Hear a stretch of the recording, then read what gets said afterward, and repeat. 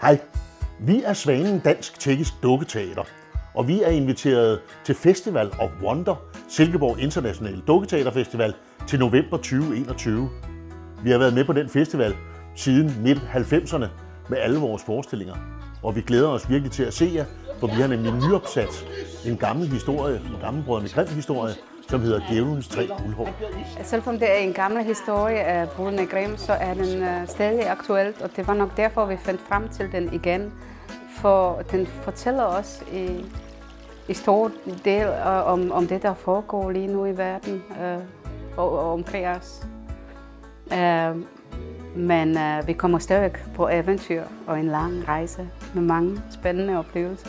Se, nu er forestillingen næsten færdig, og vi glæder os helt vildt til at komme ud og fortælle jer historien. Så håber jeg, at vi ses i et kulturhus, på et bibliotek, et teater, i nærheden af jer. Eller bare på gaden. Vi glæder os til at se jer.